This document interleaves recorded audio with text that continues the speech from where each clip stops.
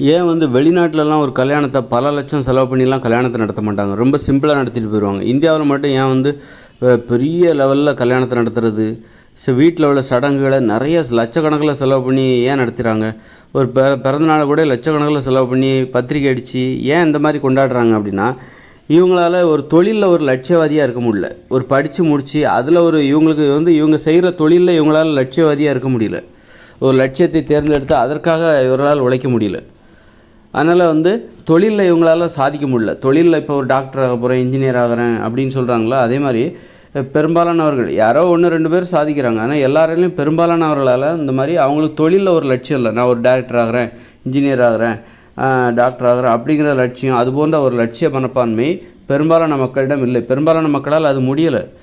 சாதிக்கணும் அப்படிங்கிறது வந்து இவர்களால் முடியாமல் இருக்கிறது. சாதிப்பது என்பது கடினம். ஏன்னா படிப்பது கடினமாக இருக்குது, படிக்கிறது ரொம்ப கடினமாக இருக்குது. படிக்க அவ்வளோ ஈஸியாக முடியலை. ஏன்னா அந்த ஆங்கில மொழியின் ஆதிக்கம் காரணமாக இவர்களால் படிப்பது கடினமாக இருக்கிறது. அதனால் சாதிப்பதும் இவர்களுக்கு முடியாத ஒரு ஒன்று.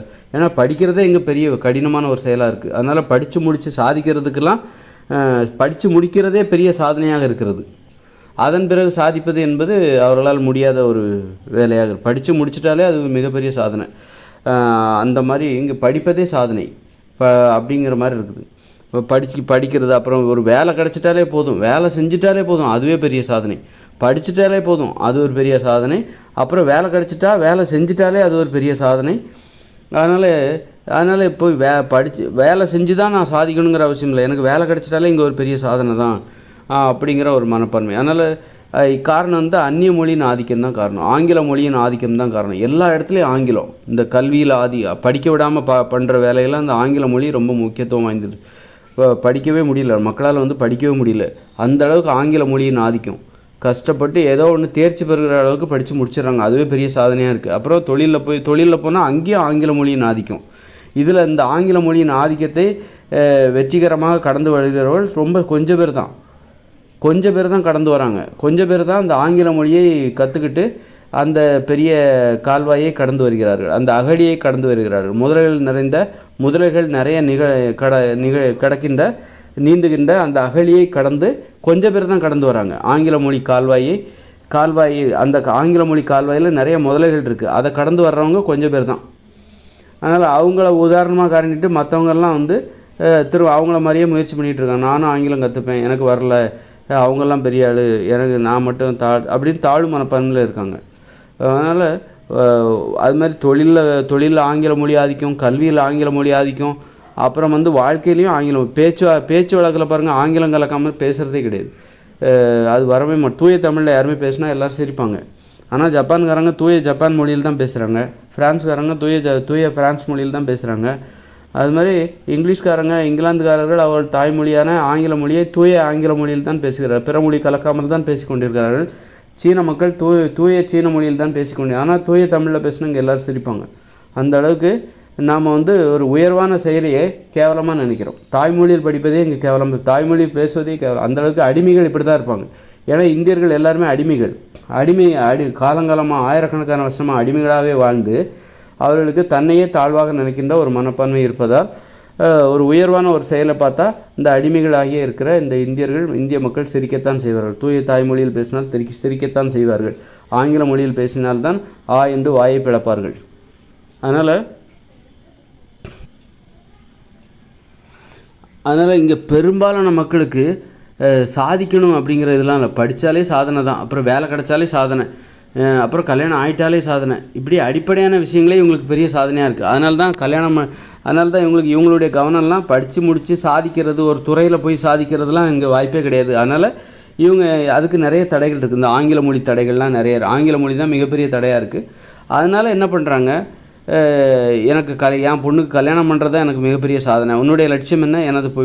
என் பிள்ளைகளுக்கு பெரிய லெவலில் கல்யாணம் பண்ணணும், 5 லட்சம் செலவு பண்ணி கல்யாணம் பண்ணணும், 20 பவுன் நகை போடணும்.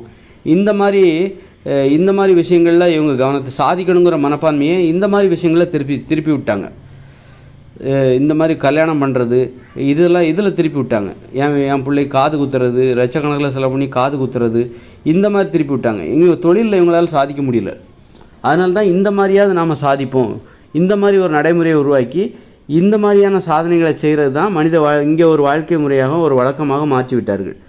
அதுக்காக வந்து அதை பண்ணிட்டாலே பெரிய லெவலில் கல்யாணத்தை பண்ணிட்டாலே இவங்க பெரிய சாதிச்சதா நாம் பிறந்த பயனை அடைந்து விட்டோம், ஏன்னா வாழ்நாள் கடமையில் நாம் வெற்றி பெற்று விட்டோம், சாதித்து விட்டோம் என்கிற உணர்வை பெறுகிறார்கள். சாதனைன்னா இப்படி இந்த மாதிரி திரும்பிச்சு. ஏன்னா இப்போ நீ தாய்மொழியில் கல்வி அப்படின்னா நல்லா படித்து முடித்து அவங்கவுங்க தொழிலில் போய் சாதிப்பாங்க. தொழிலில் இன்றைக்கி சாதிக்க முடியல, படிக்கவே முடியல. படித்தா தானே சாதிக்க முடியும், படிக்கவே முடியல.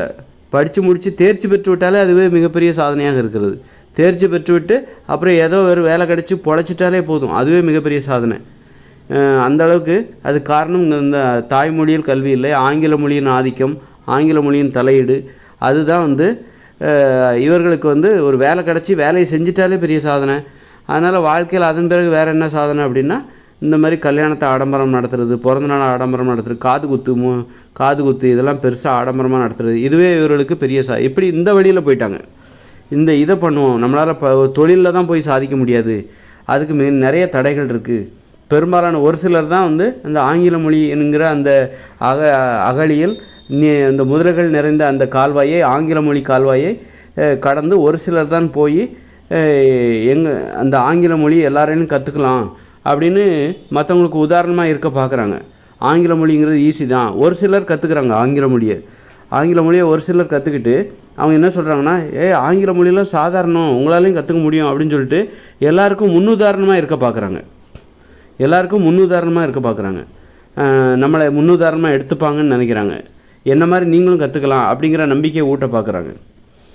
ஒரு சிலரால் தான் அது முடியும், எல்லாராலையும் அது முடியாது. அது எதுக்கு தேவையே இல்லை. ஒரு ஜப்பான்காரங்க சைனாக்காரங்க யாரும் இங்கிலீஷ்லாம் படிக்கலை, அது மாதிரி நீ உன் தாய்மொழியை மட்டும் படிச்சுட்டு போ. எதுக்கு அந்த மாதிரி மற்றவங்களுக்கு முன்னுதாரணமாக இருக்காதீங்க. நீ ஏதோ கற்றுக்கிட்ட இப்போ அப்படியே போயிட்டு போ. அது உடனே வந்து என்ன உங்களாலேயும் முடியும், வாங்க நான் கற்றுத்தரேன் அப்படின்னு கிளாஸ் எடுக்கிறது, அந்த மாதிரி அதெல்லாம் எல்லாராலும் முடியாது. அது வந்து நம்ம அனுபவமே அப்படி தான் சொல்லுது. கடந்த காலத்தில் வரலாறே அப்படி தான் சொல்லுது. எல்லாராலையும் இந்த ஆங்கில மொழியை கற்றுக்க முடியாது, ஒரு சிலர் கற்றுப்பாங்க. அந்த ஒரு சிலர் வந்து எல்லாருக்கும் முன்மாதிரியாக இருக்கலாம், எல்லாருக்கும் முன்னுதாரணமாக இருந்து பேர் வாங்கிட்டு போயிடலாம் அப்படின்னு நினைக்கிறாங்க. அதனால் நம்ம சாதிக்க முடியல, இந்தியர்களால் சாதிக்க முடியவில்லை, தொழில்துறையில் சாதிக்க முடியவில்லை. ஒரு வேலை செய்ய முடியுது, ஒரு அடிமையாக வேலை செய்ய முடியுதே தவிர ஒரு அவுட்ஸ்டாண்டிங்காக எல்லாருக்கும் தெரிகிற மாதிரி ஒரு சாதனையை நிகழ்த்துகிற அளவுக்கு பெரும்பாலான இந்தியர்களால் முடியவில்லை. அதனால தான் அவர்கள் தங்களுடைய சாதனை ஆர்வத்தை எங்கே திருப்பிடுறாங்க, அந்த கல்யாணத்தெல்லாம் பெருசாக ஆடம்பரமாக நடத்துறது, ஒரு பிறந்தநாளை போய் ஆடம்பரமாக லட்சக்கணக்கில் 2-3 லட்சம் செலவு பண்ணி பிறந்தநாளை நடத்துறது, இது எல்லாமே இந்த மாதிரி திரும்பிட்டாங்க. இந்த மாதிரி இங்கே சாதிக்கலாம், நம்மளால் தொழில்துறையில் தான் சாதிக்க முடியாது, இங்கே சாதிக்கலாம், அதுக்கு பதிலாக நாம் என்ன பண்ணலாம், இந்த மாதிரி ஒரு கல்யாணத்தை ஆடம்பரமாக இதுவரைக்கும் யாரும் நடத்தாத அளவுக்கு 10 லட்சம் செலவு பண்ணி நடத்துவோம் அந்த கல்யாணத்தை, அந்த பெரிய அந்த இசை கச்சேரி நடத்துவோம், யாருமே அந்த இசை கச்சேரியை கூட்டு வரல, அதுக்கே 50,000 அப்படின்னு சொல்லிட்டு ஆடம்பரமாக நடத்தி இந்த மாதிரி சாதனை இப்போ செய்ய முயற்சி செய்கிறாங்க. இந்த மாதிரி சாதனைகள் இந்த மாதிரி வழியில் திரும்பிடுறாங்க. அதனால் தொழில்துறையில் தாய்மொழியில் கல்வி அவர்களுக்கு கற்றுக் கொடுத்து விட்டாலே, கல்வியில் தாய்மொழி, தொழிலில் தாய்மொழி, தாய்மொழியில் கல்வி, தாய்மொழியில் தொழில், தாய்மொழியில் வாழ்க்கை இருந்துவிட்டாலே தொழில்துறையில் சாதிக்க புறப்பட்டு விடுவார்கள். தொழில்துறையில் சாதிப்பதற்கு அவருடைய சிந்தனை எல்லாமே, அவருடைய கவனம் எல்லாமே அங்கே போயிடும். அந்த வழி என்பது திறந்து விடப்பட்டுவிடும். அதன் பிறகு இந்த மாதிரி வழியில் போக மாட்டாங்க. கல்யாணத்தை ஆடம்பரம் இதெல்லாம் போய் இதெல்லாம் ஒரு சிந்தனையா, இதெல்லாம் ஒரு வாழ்க்கை, இதெல்லாம் ஒரு வழக்கம் அப்படின்ட்டு அந்த மாதிரி யோசிக்க ஆரம்பிச்சிடும். ஒரு கல்யாணத்தை எதுக்கடா இந்த மாதிரி கூப்பிட்டு கல்யாணம் பண்ணி லட்சக்கணக்கில் செலவு பண்ணி சும்மா ஒரு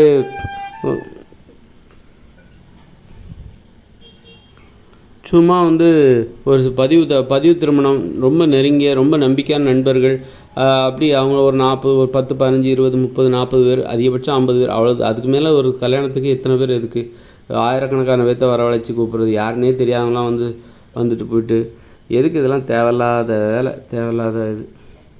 அந்நிய மொழிகளை திணித்து கல்வியில் தொழிலில் திணித்து படிக்க விடாமல் செய்கிறது, தொழிலில் சாதிக்க விடாமல் செய்கிறது, படிப்பில் சாதிக்க விடாமல் செய்கிறது, தொழிலில் சாதிக்க விடாமல் பண்ணுறது, அது இந்தியர்களின் வழக்கமாக இருக்கிறது. படிக்க விடாமல், அதாவது அந்நிய மொழியை திணித்து, அது ஆங்கிலமாக இருக்கலாம், இந்தியா இருக்கலாம், இப்படி அந்நிய மொழிகளை திணித்து படிக்க விடாமல் செய்வது, படிப்பில் சாதிக்க விடாமல் செய்வது, தொழில் செய்ய விடாமல் செய்வது, தொழிலில் சாதிக்க விடாமல் செய்வது.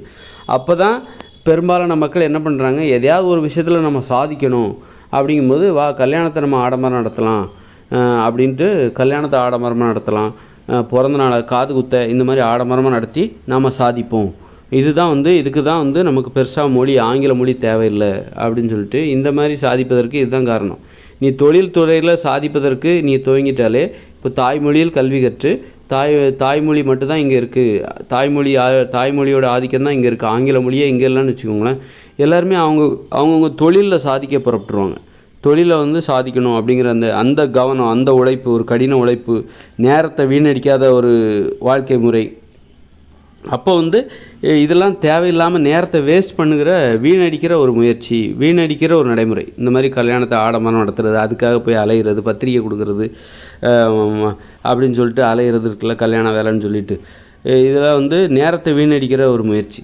அதுக்காக கல்யாணம் வேலைன்னா அதுக்காக ஒரு 40-50 பேர் நெருங்கிய நண்பர்கள், உறவினர், அவ்வளோதான். அதுக்கு மேலெலாம் போயிட்டு இருக்க நெருங்கிய உறவினரும் நம்ம கூப்பிட்டு ஒரு பதிவு திருமணம், ஒரு சின்னதாக ஒரு நிகழ்ச்சி, அதோடு முடிஞ்சுங்க. எளிமையாக நடத்தணும். இந்த மாதிரி இதெல்லாம் வந்து நேரத்தை வீணடிக்கிற ஒரு முயற்சி. இந்த மாதிரி ஆடம்பரமாக பண்ணுறது, நேரத்தோட முக்கியத்துவம் தெரில. நீ ஒரு தொழிலில் சாதிப்பதாக இருந்தால் உனக்கு அப்போ தான் தெரியும் நேரத்தோட அருமைங்கிறது என்னன்னு. அப்போ தான் உனக்கு தெரியும். உனக்கு நேரத்தோட அருமையே தெரில. அதனால தான் இந்த மாதிரியான முயற்சிகளில் ஈடுபடுவதற்கு காரணம் என்னென்னா, உன்னால் தொழிலில் சாதிக்க முடியல. ஒரு தொழில் துறையில் உன்னால் சாதிக்க முடியவில்லை, ஒரு கல்வியில் உன்னால் சாதிக்க முடியல. காரணம் என்னென்னா, இந்த ஆங்கில மொழியின் ஆதிக்கம் தான். தொழில் துறையில் உன்னால் சாதிக்க முடியவில்லை. படிக்கிறதே பெரிய சாதனையாக இருக்கிறது, தொழில் செய்வதே, பிழைப்பதே உனக்கு பெரிய சாதனை. அந்த மாதிரி ஆகிப்போச்சு. பிழைப்பதே, வாழ்வதே பெரிய சாதனை, திருமணம் செய்து கொள்வதே பெரிய சாதனையாக இருக்குது உனக்கு.